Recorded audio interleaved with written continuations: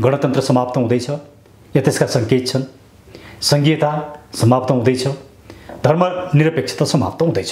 यो रवैयाको नायकको डाक्टर बाबुराम भट्टराई, प्रचण्ड, माधव नेपाल, झलनाथ खनाल, केपी शर्मा ओली, शेरबहादुर देउबा या जो सत्तामा बसे उहाँहरू नै यो मुलुकको आजको यो कन्डिसनको जननी हो। अहिलेका जुन राजनीतिक समस्या मुलुकमा देखिए ती समस्याहरूको निकास संविधानले दिन सक्ने अवस्थामा संविधान छैन। राज्यका निकायहरू डिफङ्क्ट अवस्थामा छन्। राज्य नै करिबन डिफङ्क्ट, किनकि राजनीतिक दलहरू जो सत्तामा बसेका छन् उहाँहरूको बिचको झगडा जब हुन्छ र सरकारले नागरिकहरू राज्यको लागि काम गर्न सक्दैन, त्यस्तो अवस्थामा सिस्टम चाहिँ असफल हुन्छ। यो सङ्कट जरुरी थियो, तर मुलुकलाई यो दुर्दशामा जुन पुर्याउनु पर्ने त्यो दुर्दशामा पुर्याउने कामको जिम्मेवारी उहाँहरूले लिनुपर्छ। मुलुक वास्तवमा भन्ने हो भने एउटा तहस नहसको अवस्थामा छ।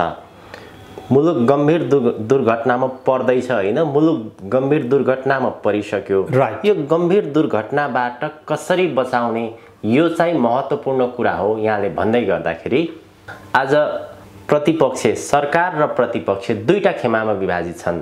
ती प्रतिपक्षमा बस्नेले सरकारलाई के आरोप लगाइरहेको छ भने प्रधानमन्त्री केपी शर्मा ओली भारतीयको गोटी बनेर, विदेशी शक्तिको गोटी बनेर देशलाई एउटा ठुलो सङ्कटमा फसाउँदै हुनुहुन्छ।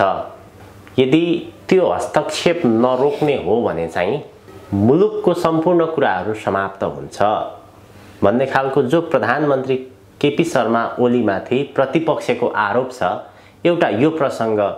अर्को प्रतिपक्ष होस् अथवा सरकार होस्, दुवै पक्षले नेपाललाई जुन बाटोमा लान खोजिरहेका छन्, दुर्घटनामा त परिसक्यो तर अझ यसलाई चाहिँ अब गम्भीर सङ्कटतर्फ धकेल्ने यो दुवै पक्षले काम गरिरहेको छ भनेर भनिन्छ।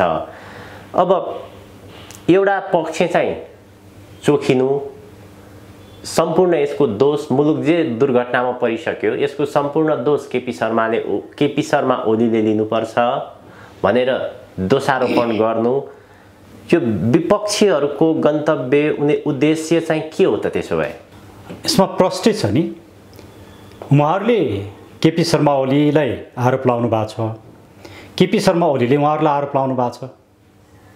उहाँहरूले त मौखिक रूपमा मात्रै होइन, दस्तावेजैबाट आरोप लाउनु भएको छ। प्रत्येकले एउटा ग्रुपले अर्को ग्रुपलाई तिमी विदेशीबाट सञ्चालित छौ भनेर भनिएको छ। राज्यको यति महत्त्वपूर्ण पोजिसनमा बसेका व्यक्तिहरूले एउटाले अर्कोलाई तँ विदेशीबाट सञ्चालित छस् भन्दाखेरि उहाँहरू सबै विदेशीबाट सञ्चालित हो भन्ने कुरा त प्रमाणित भयो नि। आज मुलुकको यो सङ्कट विदेशीबाट मुलुकलाई सञ्चालित गर्ने, विदेशीबाट नेताहरू सञ्चालित हुने, विदेशीबाट दलहरू सञ्चालित हुने जुन अवस्था सृजना भयो त्यसको जिम्मेवारी कसले लिने? त्यो कसले गरेको हो? राजाका थुप्रै कमी कमजोरी हुन सक्छन्, भयो होला, तर जब राजा मुलुकमा हुन्छन् विदेशीहरूले यस किसिमको नाङ्गो हस्तक्षेप गर्ने र विदेशीहरूको यस किसिमको नाङ्गो खेल मुलुकमा हुन सक्दैन थियो। अब हामीसँग चोइस, विदेशीहरूको यही किसिमको खेल र हरकत सहने कि हामीले हिजोका कमी कमजोरी हटाएर 21औं शताब्दीको राज संस्थाको रूपमा संविधानभित्र बस्ने, संसदभित्र बस्ने, नागरिकको कित्तामा बस्ने, नागरिकको कित्तामा बस्ने भनेको नि संसदभित्र बस्ने भने हो, त्यस किसिमको राज संस्था ल्याउने। अब हामीसँग यिनै दुईटा विकल्प मध्ये आफू सत्तामा बस्नका लागि विदेशीलाई रिजाए पुग्ने र विदेशीहरूको नाङ्गो चलखेलमा सत्ता कब्जा गर्ने अहिलेको जुन राजनीतिक माहौल र समस्या छ यसैलाई जीवन्तता दिने हो भने मुलुकको सार्वभौमसत्ता, राजनीतिक स्वाधीनता र अखण्डता बाँकी नै रहँदैन। कि त हामी यो चोइसमा जानु पर्यो, त्यही कुरा ठिक छ भने त्यसैलाई छान्नु पर्यो। यदि होइन यो कुरा गलत हो भने हिजोका गल्ती कमी कमजोरीबाट सच्याउने गरी मुलुकलाई केन्द्रमा राखेर विदेशीहरूको हस्तक्षेपलाई रोक्नकै लागि पनि अब राज संस्थाको जरुरी भइसक्यो। अब राज संस्था बिना यो मुलुकको राजनीतिक भविष्य सङ्कटमा जान्छ भन्ने कुरा बुझ्नुपर्छ। म राज संस्था भनेर किन भनिरहेको छु भने म आफै हिजो गणतन्त्रको लागि फाइट गरेको व्यक्ति हो, म गणतन्त्रको लागि जेल बसेको व्यक्ति हो। तर तर मेरो गणतन्त्रले अब मेरो मुलुक बचाउन नसक्ने भयो। मलाई गणतन्त्र ठुलो कि मुलुक ठुलो? मेरो मुलुकै नरहने अवस्था मलाई किन गणतन्त्र चाहिन्छ? गणतन्त्र त त्यो बेला चाहिन्छ जहाँ मुलुक बच्छ, मुलुकमा वैदेशिक हस्तक्षेप हुँदैन, मुलुकको सार्वभौमसत्ता जोगिन्छ, पिपुल साँच्चैकै इम्पावर हुन्छन्, अनि नै गणतन्त्र चाहिने हो। गणतन्त्रका यी सबै भ्यालुजहरू जे कारणले गणतन्त्र चाहिन्छ भन्नेको थियो, ती सम्पूर्ण कारणहरू समाप्त भए। गणतन्त्रको औचित्यता समाप्त भयो। जुन कारणले गणतन्त्रको जस्टिफिकेसन गरिन्थ्यो त्यो जस्टिफिकेसन नै समाप्त भयो। भनेपछि अब मुलुकलाई परिवर्तन गर्नुको विकल्प छैन। परिवर्तन चाहिँ सङ्कट हो भन्ने जुन उहाँहरूले मेसेज दिइरहनु भएको छ, परिवर्तन सङ्कट होइन, परिवर्तन आवश्यकता हो। परिवर्तन मुलुकको जीवनमा जरुरी भयो। त्यसले उहाँहरू यो जुन पुरातनवादी शक्ति हुनुहुन्छ, यो पुरातनवादी शक्तिलाई समाप्त पारेर नयाँ सोचका साथ हामी जस्तो शक्ति अब अगाडि आउनुपर्छ। अब मुलुकले मागेको त्यही हो। त्यसैले हामीले नेपालका लागि नेपाली अभियानलाई अभियानबाट दलको रूपमा रूपान्तरण गर्यौँ। अब हामीले सडकबाट पनि आन्दोलन गर्नुपर्छ र निर्वाचनमा गएर पनि यी भ्रष्टहरूलाई हराउनुपर्छ।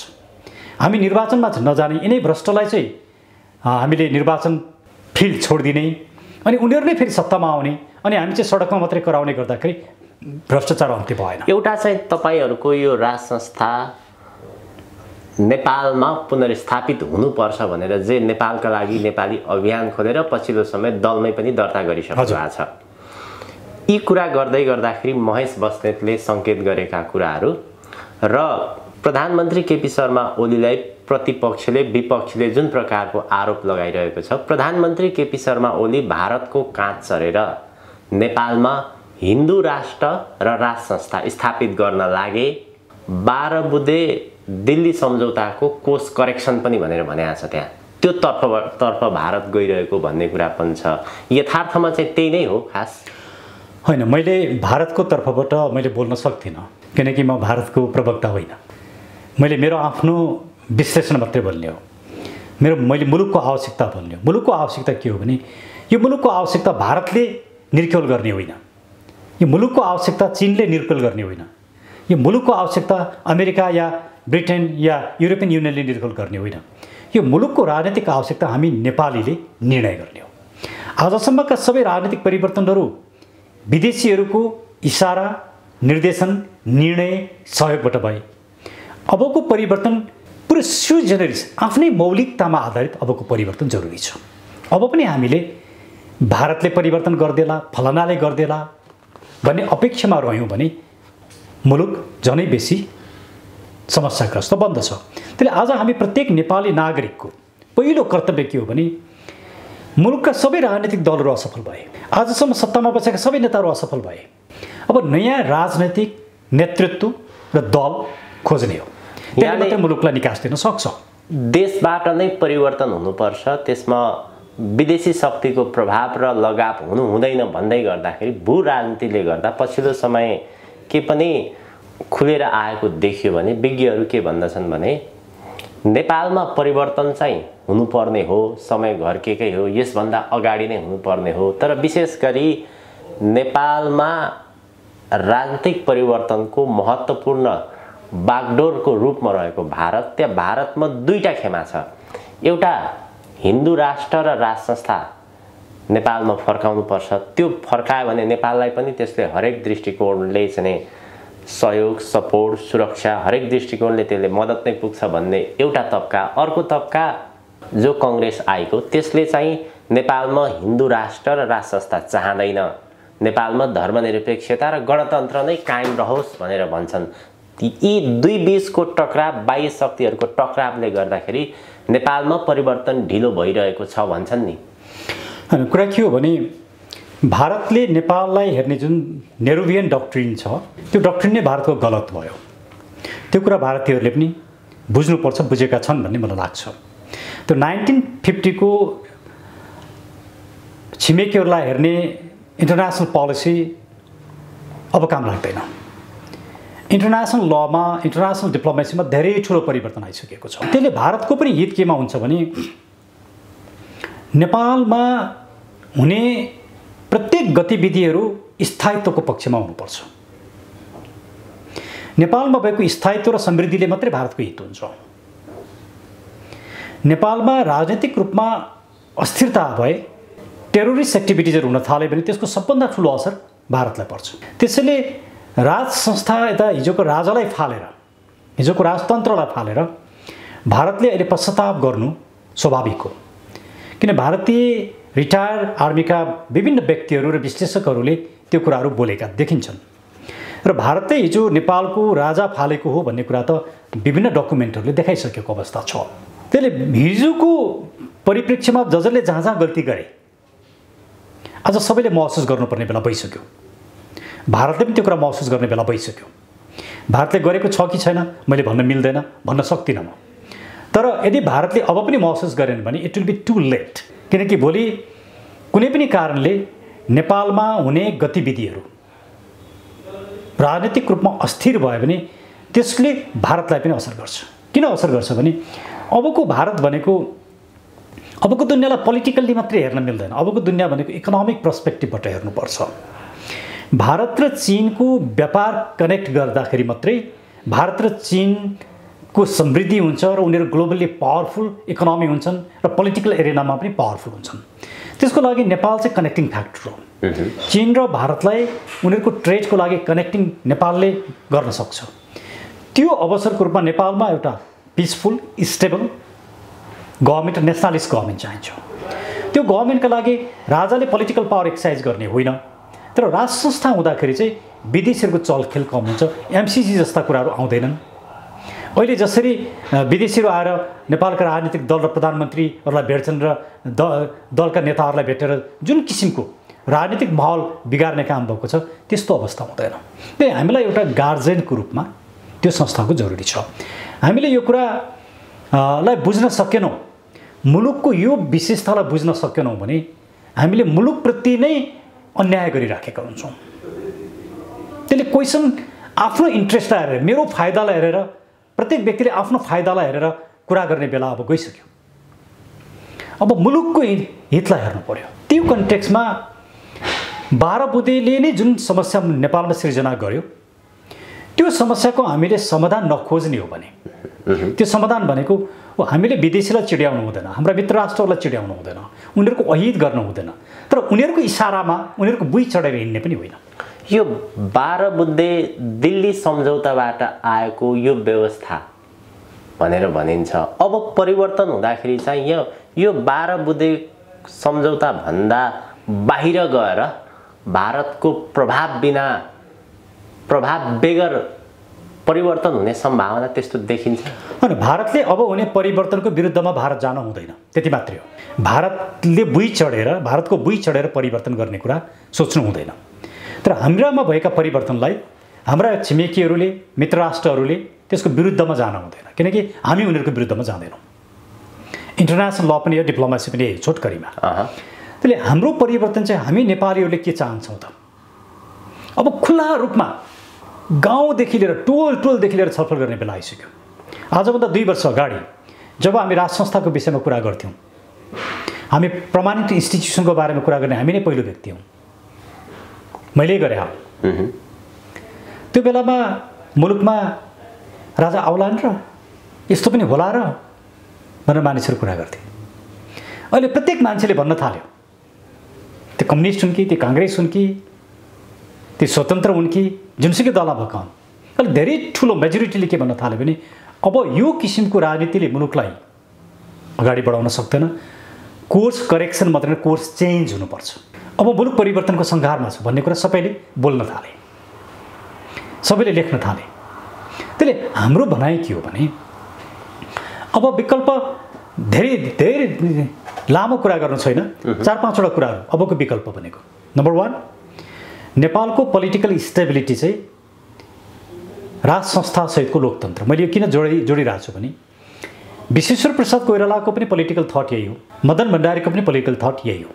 नेपालमा भएको राजनीतिको समस्या के हो भने या त राजाले लोकतन्त्रलाई सहेनन् या त लोकतन्त्रले राजालाई सहेन। टलरेन्स भएन, एक्सेप्टेन्स भएन। त्यसले या त लोकतन्त्रले राजालाई निषेध गर्यो या त राजाले लोकतन्त्रलाई निषेध गरे। यी दुईटै कुरा चाहिँ के हुन् भने अतिवादी हुन्, एक्सट्रिमिस्ट हुन्।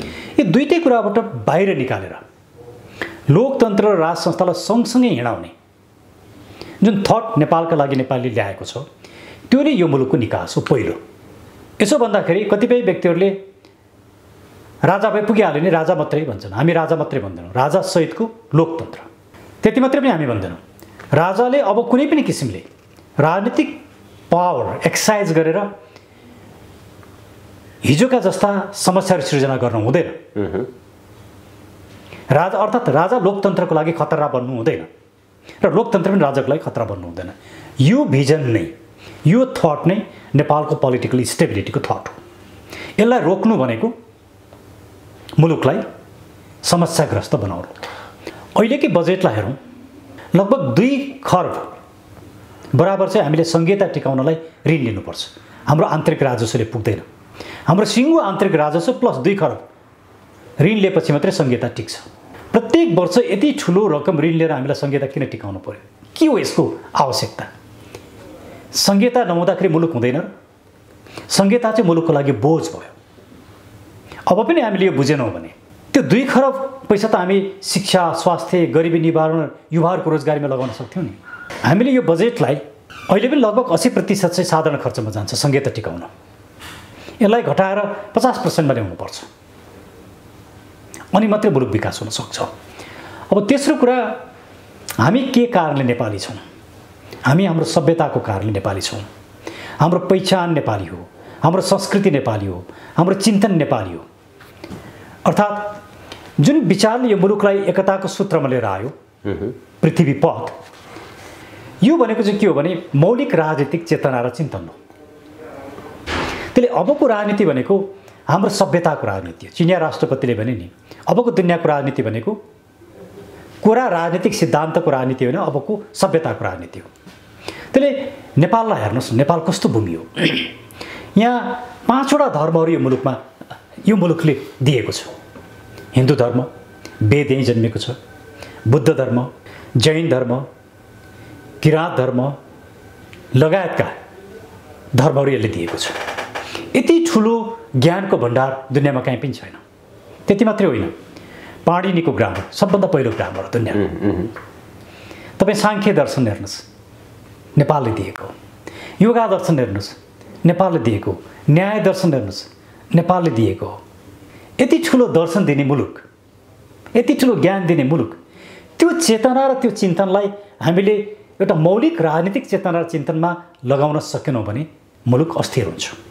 अहिलेको राजनीति तपाईँ हेर्नुहोस् किन असफल भयो भने विदेशीवाद, विदेशी विचार, विदेशी सिद्धान्त, विदेशी निर्देशन, त्यसरी यहाँको राजनीति चल्यो।